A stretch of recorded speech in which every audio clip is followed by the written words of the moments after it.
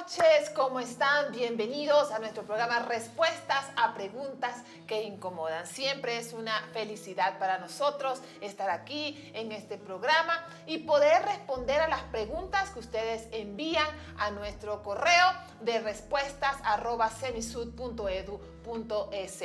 Muy buenas noches, Yatensi, ¿cómo está?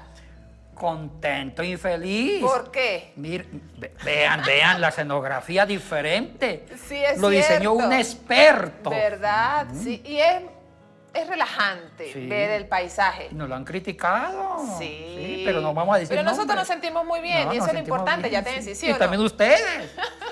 Sí, seguramente que a ustedes les ha gustado, ¿verdad? Ustedes pueden poner allí también sus comentarios si les encantó nuestra escenografía.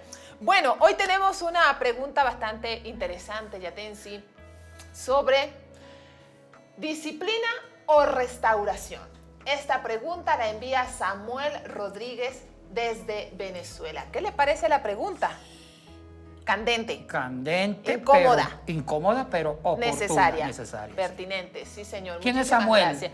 Samuel es uno de mis hermanos. Es su único hermano varón. Es verdad. Ya. Sí, tengo 2 hermanas y un hermano. Sí. Saludos a Samuel, un gusto. Muy bien. Antes de irnos a responder esta pregunta, queremos recordarles que estamos a puertas del Pridemi en Semisud, 5 y 6 de julio, pero ya cuando estemos finalizando este programa, retomamos nuevamente el tema del Pridemi. Yatensi, ¿de dónde viene la palabra disciplina como tal? Bueno, disciplina se usa tanto en el ambiente eclesiástico como no eclesiástico. Ok. Inclusive en las familias, para corregir a un niño, siempre se dice, los niños necesitan disciplina. Si vamos a definir la palabra disciplina, es como una metodología, es una estructura para llevar a una persona a una vida más recta, más correcta, ponerle disciplina para que la persona se ajuste al marco ético, al marco legal, para que la persona reaccione ante una conducta negativa que incorporó en su vida. Entonces, como incorporó una conducta negativa, le ponen en disciplina, que es una serie de amonestaciones o de normas con la intención de enderezarlo de nuevo. O sea, la disciplina tiene un origen, tiene un objetivo noble. ¿Hay alguna diferencia entre disciplina y castigo? Bueno, pueden parecerse, se pueden identificar, como también deben separarse. Ajá. La intencionalidad de la disciplina es restaurar. La disciplina puede ser un mecanismo, un medio para restaurar a una persona. El castigo puede ser algo más punitivo, una sanción sin restauración. ¿Cuántas personas son castigadas pero no le ayudan a restaurarse? Entonces, yo sí veo una pequeña diferencia. La disciplina ayuda a la restauración si está bien orientada, y el castigo es algo punitivo que no necesariamente conduce a la restauración. ¿Dónde nace la disciplina como tal? ¿En el ámbito evangélico o católico? Bueno, las dos iglesias eran una sola en la iglesia primitiva. Si vamos a un fundamento bíblico, vamos al Nuevo Testamento. Ya. En el Antiguo sí hay mucho fundamento para hablar de disciplina cuando violaban la ley. Pero en el Nuevo Testamento no está clara la figura de una disciplina cuando una persona cometió una falta o pecó. Más los evangelios, lo que los evangelios hablan es invitarlo al arrepentimiento. Es conducir a la persona que pecó, incentivarlo a que se vuelva a encontrar con Cristo, con el Señor. Entonces, la Biblia, el Nuevo Testamento y los evangelios hablan de una restauración más que una disciplina. La disciplina nació en el desarrollo eclesiástico cuando la iglesia se fue institucionalizándose para tratar de que las personas vivan la santidad. Entonces, hubo una teología de la santidad, una teología de vivir la ética y la moral cristiana que se fue incorporando la disciplina con una intención muy noble, que no la podemos cuestionar, que era que las personas que cometan errores vuelvan de nuevo al camino, pero con una disciplina que se fue institucionalizando con el transcurso de los siglos. Y en la Iglesia Católica, ¿cuál es la diferencia entre disciplina y penitencia? Una persona comete una falta, va como que confiesa y el padre, en todo caso el sacerdote, le asigna una penitencia. ¿Cuál sería la diferencia acá? En la teología del catolicismo romano ellos tienen toda una teología muy clara sobre los sacramentos. Y hay un sacramento que se llama el sacramento de la confesión o penitencia. Sí.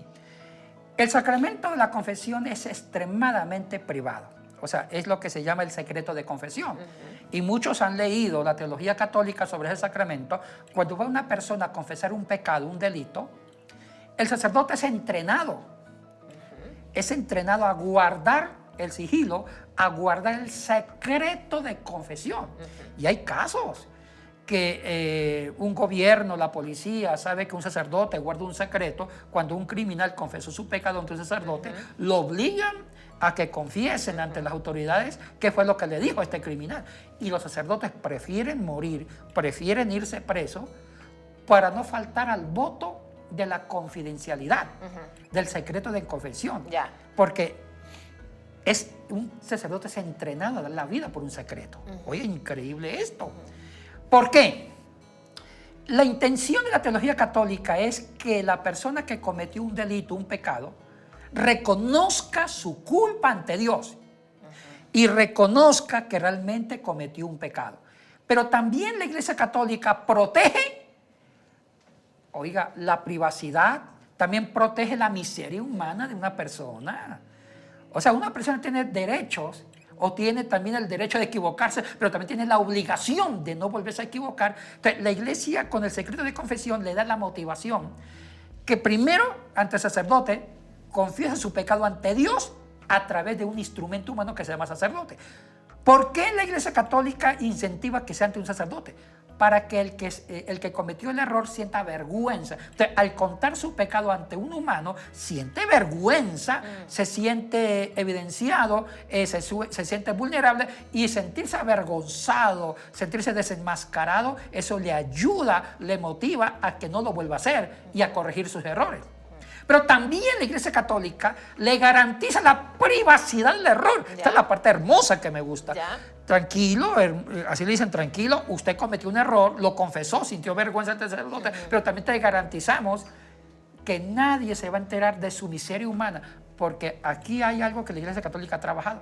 Cuando una persona comete un error y lo expone al público, la gente no perdona. La gente le pone una cruz y no le da oportunidades. Ya te crucifican. Entonces, la Iglesia Católica quiere que usted libremente exponga su miseria humana, confiesa entonces un sacerdote, sienta vergüenza, pero Dios te perdona a través del sacerdote y te protege su miseria humana. Yendo ya al texto bíblico como tal, Yatensi, antes de pasar al ámbito evangélico, ¿en el Antiguo Testamento se puede hablar de disciplina de parte de Dios Habla de castigo. hacia el pueblo de Israel? Bueno, la ética del Antiguo Testamento era una ética del positivismo moral religioso, Ya. donde había un contrato entre el gobernante, que era Dios, con el pueblo. Y ese contrato el contrato social se llamaba la ley. Entonces, ahí era otro tipo de dinámica. Entonces, Dios mandó una ley en el Código Sinaí, una serie de leyes escritas y anteorales, y el que cumplía con la ley era bendecido. Léase Deuteronomio 28. El que no cumplía con la ley era castigado. Más que disciplina, era un castigo. Entonces, cuando se habla del marco legal, no se habla de una disciplina, no. Se habla de un castigo. ¿Ya? Donde la disciplina para la corrección no existe. Lo que hay es una sanción penal. Y por eso que muchos que quebrantaron la ley del Antiguo Testamento eran castigados inclusive con la muerte. No había oportunidad de corregir su falta porque lo ejecutaban. Como violar un sábado, como cometer un homicidio y otro tipo de delitos. Entonces, se habla más de un castigo por no cumplir con la ley. Ya. En el caso de Jesús, exclusivamente, Jesús en algún momento aplicó esto de la disciplina, tal vez para sus discípulos o tal vez para alguna de las personas con las que él se encontró. Estaba pensando en el relato de la mujer adúltera, especialmente. ¿Qué fue lo que le dijo Jesús? Jesucristo Yadesi no aplicó ni el castigo, Ajá. e inclusive ni la disciplina. Ni la disciplina. Aplicó el perdón. Como en el caso de la mujer adúltera. Sí. Ve. Pero con una condición, no lo vuelva a hacer. Correcto.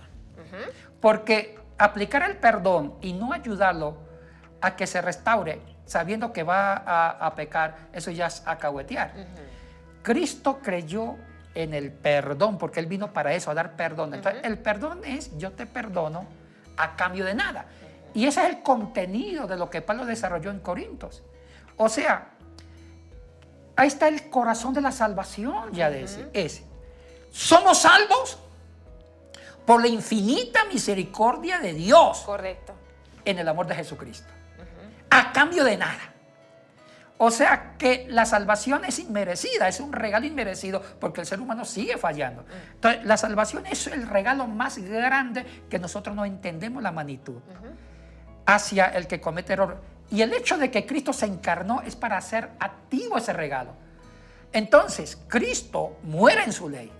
Cristo perdonó a la mujer adúltera, como a muchos, a cambio de nada. Cuando digo a cambio de nada, me refiero que no puso un castigo o una disciplina, sino con el compromiso que la persona se siga restaurando en un proceso, porque Él vino por la restauración, no por una disciplina ni un castigo. Entonces, esa es la diferencia con Jesucristo. Ahora, hemos hablado del Antiguo Testamento, hemos hablado Nuevo Testamento, hemos hablado de la Iglesia Católica. Ahora, en el ámbito evangélico, ¿cómo se entiende la disciplina, Yatensi? Ahí es un poquito más complicado, porque no existe una voz que representa todas las iglesias históricas y evangélicas, sino que depende de cada denominación y de cada concilio. O sea, la disciplina depende de la teología de una denominación, de un concilio. Hay iglesias que van más al perdón, otras que le dan énfasis a la disciplina para llevarlos al perdón, o a la reconciliación, o la restauración. Ahora, hay que tener mucho cuidado cuando los que aplican la disciplina no manejan bien esto, porque pueden causar resentimiento y podemos perder la persona que ha sido disciplinada, porque le creamos una raíz de amargura. Inclusive hay personas que se han salido de la iglesia. Es correcto, sí. En lugar de ayudarlos, lo hemos destruido, porque yo me acuerdo de un joven que se le puso una disciplina fuerte, que fue apartarlo de la iglesia por un tiempo. Él asoció esa disciplina con la figura paterna. Dijo, la iglesia está haciendo lo mismo que hizo mi papá. Cuando yo cometí un error, me botó de la casa. La iglesia me está haciendo eso, se avergüenza de mí. Uy, es increíble cuando un pastor se avergüenza de la falta de alguien. Eso va en contra del corazón de Dios en Cristo Jesús. Yatensi, hay casos en que las iglesias evangélicas han disciplinado a una persona y les han prohibido participar de la cena del Señor por estar en disciplina, en este proceso de disciplina. ¿Qué opina usted al respecto? Y se agarran o interpretan, o es el fundamento de 1 Corintios 11, cuando dice que el que esté indigno no participe de la cena del Señor. ¿Qué decir al respecto? Está mal, está mal. Y hablo como biblista. ¿Por qué estaría mal? Está mal. Por eso escribí un libro que se llama Cristo y el cristianismo, dos grandes enemigos. Y eso es lo que marca la diferencia entre la iglesia y el cristianismo. Perdón, entre el cristianismo y Cristo. Primero, han hecho teología de la Santa Cena y le han dado la interpretación a la inversa. Recordemos qué significa la Santa Cena. La Santa Cena significa, cuando Cristo antes de morir, ir a la cruz, instituyó la Santa Cena como una ayuda espiritual de restauración. Es todo lo contrario, la Santa Cena significa restaurar. ¿Por qué? Porque la Santa Cena se celebró en un ambiente de Pascua, de Pascua judía. ¿Y qué Pascua? Eso lo he hablado más de 1000 veces. Pascua viene del acadio pasje, viene pasjú, pasjó. ¿Qué es pasje? Y es caminar de la muerte a la vida. Porque la Pascua era una fiesta judía que era simbolizar lo que Israel iba a hacer de Egipto. Iba a dejar la esclavitud, la opresión, la muerte y caminar, cruzar el Mar Rojo para la vida, la liberación, la libertad. Entonces, la primera vez que el pueblo comió la Pascua fue cuando iban a salir de Egipto. Entonces, el sentido exegético de la Pascua como liberación se mantuvo. Inclusive los rabinos, yo comí una Pascua judía hace años en una sinagoga, y la Pascua tiene una connotación terapéutica. Y yo me acuerdo que el rabino decía, vivamos la Pascua de hace miles de años cuando el pueblo salió de la opresión a la libertad. Pero ahora estamos viviendo, ya no estamos en Egipto, estamos en otros tipos de Egiptos, ya sea enfermedades, el pecado personal es una esclavitud, el fracaso, la baja autoestima. Bueno, él decía el rabino, hay muchas estructuras que nos llevan a la muerte, pero ahorita vamos a dejar ese pecado, vamos a dejar la enfermedad, vamos a creer en Dios y vamos a comer el cordero de la salvación. Y antes se comía las hierbas amargas, que significaba masticar el dolor, la esclavitud. Entonces, cuando Cristo dice, haced esto en memoria mía, en la última cena, la palabra memoria en griego, amnénesis, en hebreo, zikaron, significa, recuerden la salvación, sacarlos de Egipto, caminar por el Mar Rojo para llevarlos a la liberación.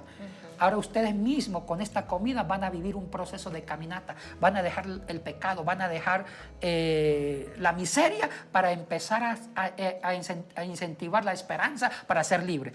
O sea que Cristo nos dio la Santa Cena. Cuando dice hacer esto en memoria mía, es tener un memorial, un recuerdo transformador. Correcto, correcto. Entonces lo que Cristo nos dio fue un salvavidas.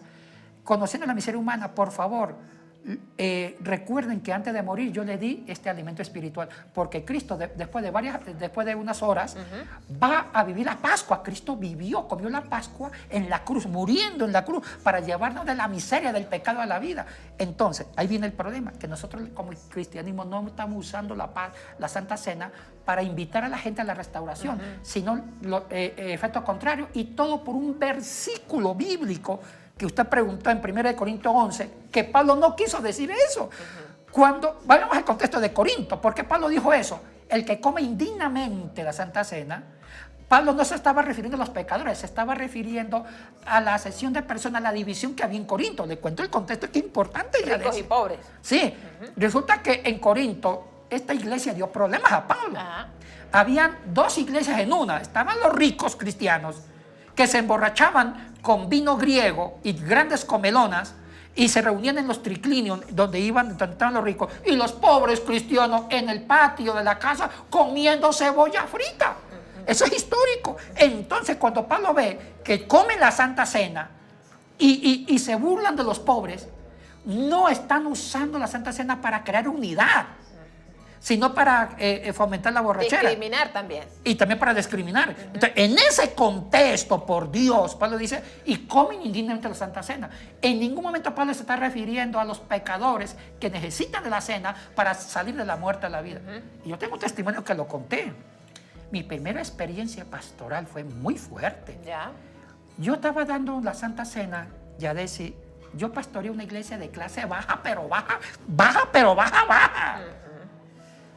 Habían drogadictos, ladrones en un sector de Quito, por San Roque, un sector, bueno, no voy a mencionar bien la calle, que hace años atrás era la calle más temible de Quito. Ya. Prostitutas, la prostitución, la drogadicción era tremenda. Yo era un joven académico que comencé a pastorear, y yo me acuerdo que yo estaba dando la Santa Cena y respetaba el manual de disciplina de mi concilio.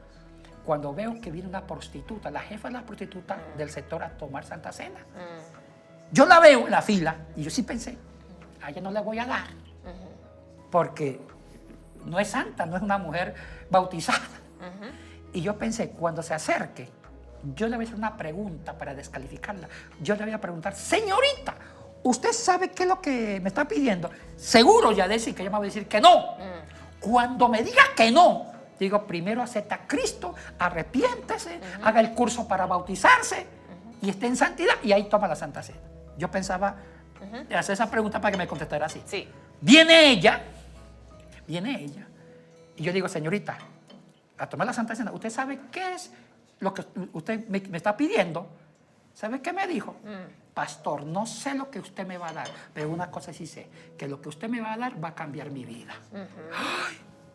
Me dañó mi pastoral. Sí. Y yo me hice una pregunta que no quise contestarla porque sabía la respuesta. ¿Qué hubiera hecho Jesucristo en este momento? Cristo tenía un doctorado en romper las estructuras de la regla por salvar una oveja. Se la di. Después, claro, me disciplinaron. Reaccionó, Sí, me imagino mal. Me pusieron en disciplina por violar el reglamento. Pero lo importante es que esa mujer se convirtió a Cristo con la Santa Cena. Y ahí entendí que el significado de la Santa Cena era llevarnos de la muerte a la vida. Y ahí descubrí, según la exégesis y con ese ejemplo pastoral, que en ese domingo la persona más digna de comer Santa Cena no eran los santos, eran las personas que estaban viviendo la muerte. Y me acordé que en qué momento de la historia de la iglesia cambiamos la esencia del evangelio y la esencia de la Eucaristía o Santa Cena. Entonces la disciplina, Yatensi, se ha tomado hoy como un castigo. Lastimosamente sí. Y entonces, ¿qué sería lo ideal? ¿Hablar de disciplina o hablar de restauración, como usted ya lo ha mencionado varias veces? Yo prefiero, para ser honesto con la cristología, con la exégesis, hablar de restauración. ¿Y pero, qué significa? Ajá. Pero, hay un pero. La restauración es que lo que me importa es esa persona. Ajá. Tengo que recuperar a esa persona. Eso vino Cristo a hacerlo. Porque si yo no hago eso, perdí mi sentido pastoral y ministerial. Ahora, la disciplina puede ser un camino que yo voy a incorporar un camino que no es castigo, es que la persona que cometió la falta le ayude a llevarla a la restauración. Sí. Pero si ese camino que se llama disciplina sirve para crear resentimiento y alejarlo, no sirve. Lo importante es restaurarlo. Entonces, la disciplina está supeditada a la restauración, no la restauración a la disciplina, que es lo que sospecho que hacemos en la iglesia. Que la restauración, con el tinte de que la santidad de Dios, que la restauración está al servicio de la disciplina. No. Se repite la historia. Cristo puso la ley al servicio de la persona, no la persona al servicio de la ley o del sábado. Correcto. Entonces yo creo que eso hay que analizarlo mucho. Desde la pastoral, desde su pastoral, Yatensi, ¿qué sería lo más sabio hacer en este proceso de restauración? Digamos que yo soy su ovejita, usted es mi pastor. Mi ovejita negra. Sí, su ovejita negra, sí, correcto. Y resulta que yo, pues, cometo allí una falta. Voy donde usted como pastor, confieso mi falta. Usted me dice, Yadet, si debes entrar en un proceso de restauración. ¿Cómo entiendo yo ese proceso de restauración? ¿Cuáles son los pasos? ¿Qué haría usted? ¿Qué me indicaría a mí? Primero, que no cometería el error de excluirla de la iglesia. Ok. No. Importante. Necesito tenerla en la iglesia. Tampoco le excluiría a participar de la Santa Cena. Usted más que nunca necesita la Santa Cena. Porque la Santa Cena es una ayuda espiritual, litúrgica, de llevarlo de la muerte a la vida. Ya. Con mayor razón, la haría comer la Santa Cena, pero que usted piense que hizo mal y que usted se una a los misterios de Cristo y que usted cuando come la Santa Cena piense que siente el dolor, que lo que hizo está malo. Y con la misma dinámica de la Santa Cena usted comienza a comer el Cordero Pascual, a sentirse libre. Usted comería la Santa Cena. Ese lujo no me lo puedo dar, que solamente darle la Santa Cena a los que bautizados pagan diezmos santos. ¿Y qué pasa con la gente que necesita la Santa Cena? Entonces, y el acompañamiento. Muchos que están escuchando, pues usted extraño, confíen. Yo no soy teólogo, soy biblista y sé lo que digo, pero tengo que luchar contra estructuras institucionales. Pero yo sé lo que digo ya. Y además de lo que El usted acompañamiento. nos ha dicho, el acompañamiento. Yo tengo que invertir tiempo en usted y si necesito una psicólogo, pues lo contrato porque usted es más, en ese momento usted es la persona más importante de mi iglesia. Como lo fue en la parábola de la oveja perdida. En los labios de Jesús, Cristo mencionó esa parábola. Deja las 99 y invierte el tiempo por la perdida. El hijo pródigo. Oiga, hay mucha abundancia del corazón pastoral de Jesucristo. Cristo vino por la miseria, no vino por los ángeles. Así es. Hay personas... usted me da una rabia cuando veo que la estructura pesa más que la miseria humana. Y hay personas, Yatensi, o hay pastores, iglesias, que el proceso de disciplina lo asignan por 2 años, por 5 años, hasta por 7 años. es un proceso muy largo, más cuando se está entendiendo la disciplina como un castigo y en ese tiempo a esa persona no le permiten participar de nada, no hay un acompañamiento, se les prohíben muchas cosas. Entonces, ¿cuál sería su consejo ante todo esto que está ante nuestros ojos? Yo creo que todos los que ejercen la pastoral deben tener la actitud y el corazón de Jesucristo. ¿Ya? Que su pastoral esté orientado a la miseria humana, a llevar de la muerte a la vida.